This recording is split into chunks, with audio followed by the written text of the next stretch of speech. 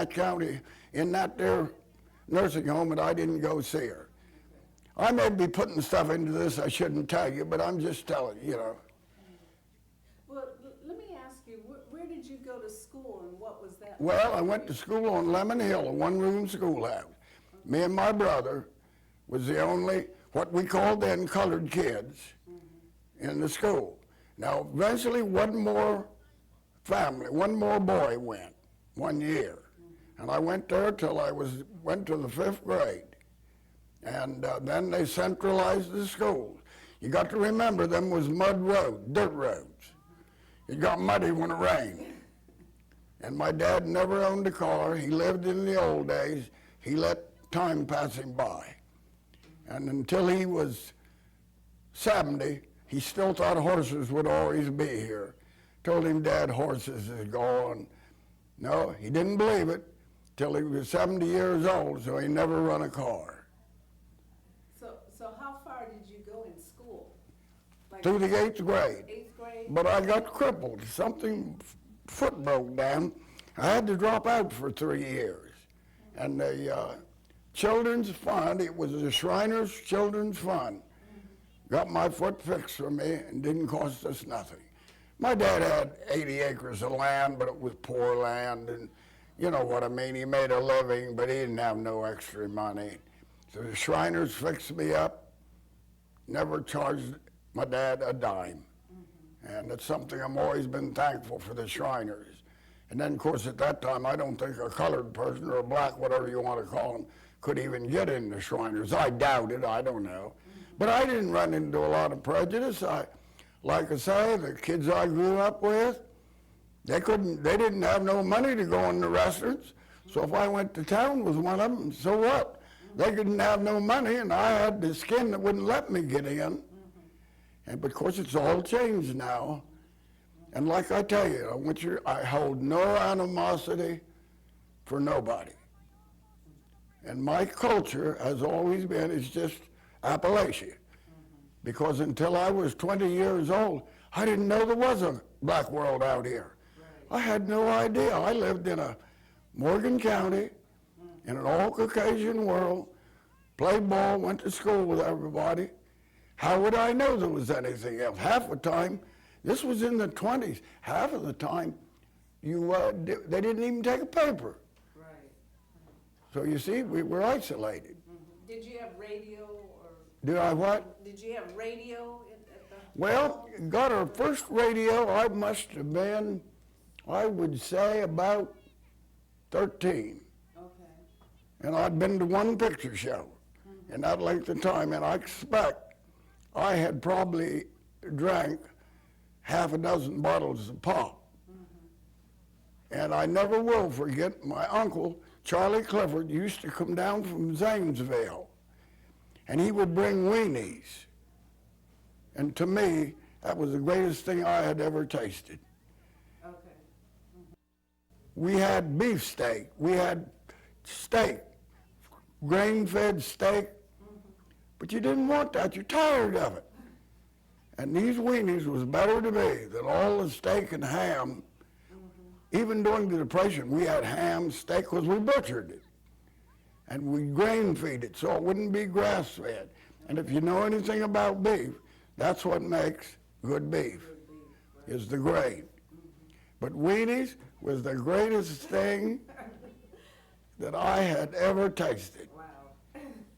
But you know, you don't miss what you never had. Right. And Dolly Parton made a remark one time, and I think there's a lot of truth in it.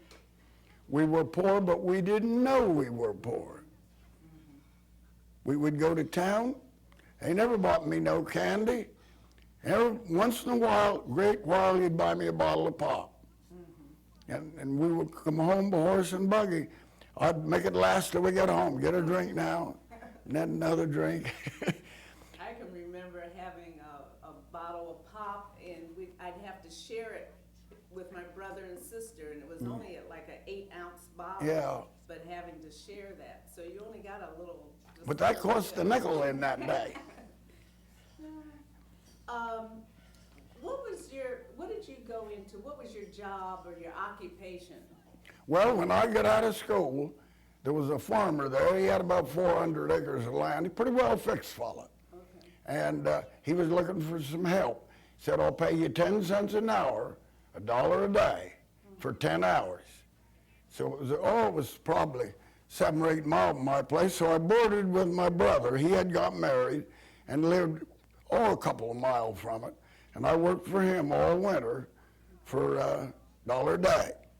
And then I quit in the spring. I kind of wanted to snag sucker fish out of the creek and swim in the creek, you know. And I quit, and then I went back the next year, and I worked there. And see, they taught you to be saving in that day. All winter, now I had to pay my brother $2 board. That left me $4 if I had a good week, if it didn't rain me out. But by spring, the May the 1st, I had saved $40. Now, so I valued that $40. You know, I put that $40 in my pocket, and when I went to the city with my dad or anybody, I'd spend a dime. And then I'd go home and count it. And it lasted me for a year. But, you know, and can I tell you a little story in the meantime? It'd be nice if people were... I caught some possums, and we skinned them and took them to town, and I got 40 cents out of these possums. Now, I never used to having any money. That was before I got my job. So I had a little pocketbook somebody had thrown away, snapper, you know. And it was ripped on the bottom. They threw it away, so I took a needle thread and sewed it.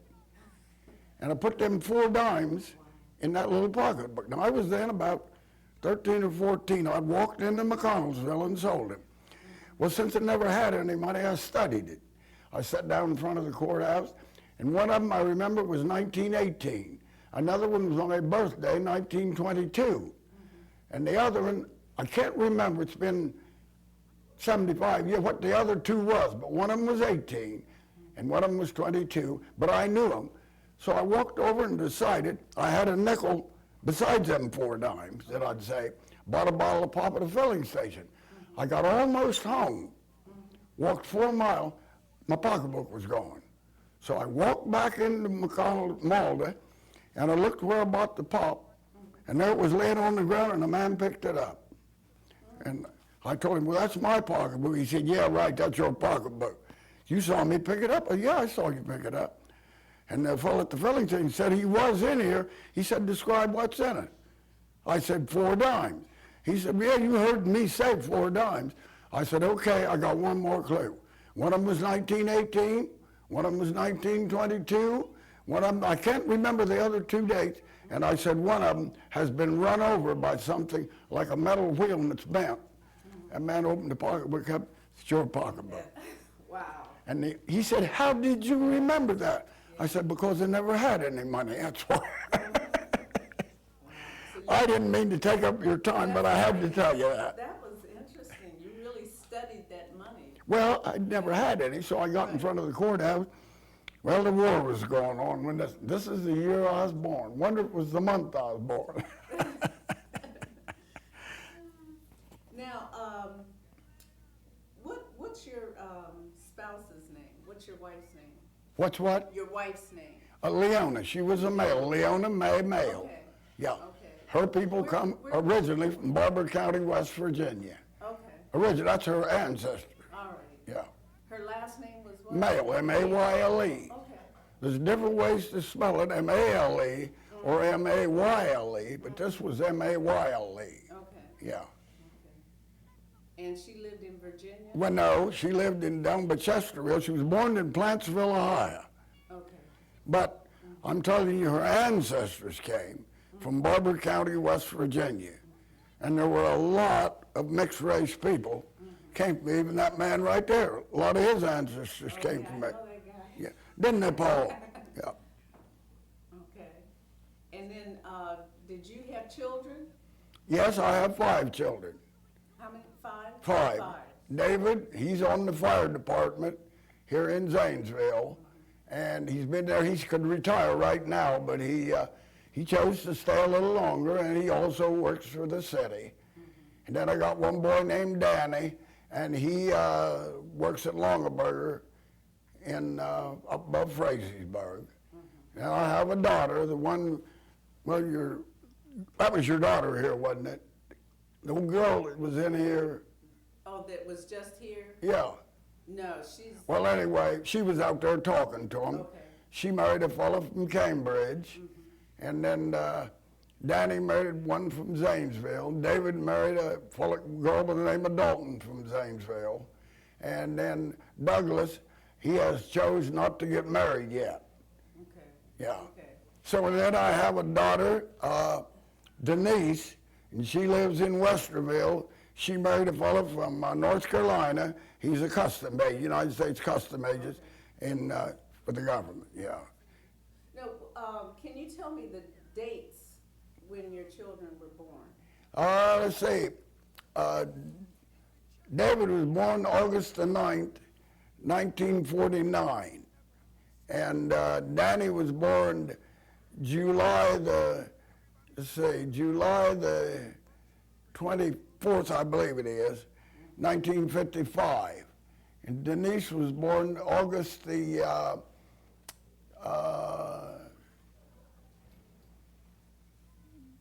Denise was born October the, well, let's go to Darla. Darla was born in October the 24th, I think, 3rd or 4th, and 69. Denise was born in 63, and I think it was October the, she'd be mad if she knew I forgot. My long-term memory is pretty good, but let me think. I believe that was October the 5th, that's when it was. Okay. Yeah. And that was in 63? That was in 63. She was born in 63. Okay. And Darla was born in 69. Douglas was born in 58. And that was July 24th. Okay. All right. Now, how did you get involved in the occupation that you were in? Well, I was raised on a farm, and I was a farmer. That's all I knew. But when I left home, then I joined the Navy on the 20th day of August, 1942. They just allowed blacks in then, you could get in as a mess attendant, which served tables, but they just allowed us in, and in June, and I joined up on the 20th of August, and I was stationed in California, like I told you. I got my training at Great Lakes, and I served 18 months in the New Hebrides. I think it was 4 or so months in Hawaii, and then 4.5, and then I was stationed in California. Vallejo, I was there for over a year. What was that like for you being in the Navy? Well, it was a new experience.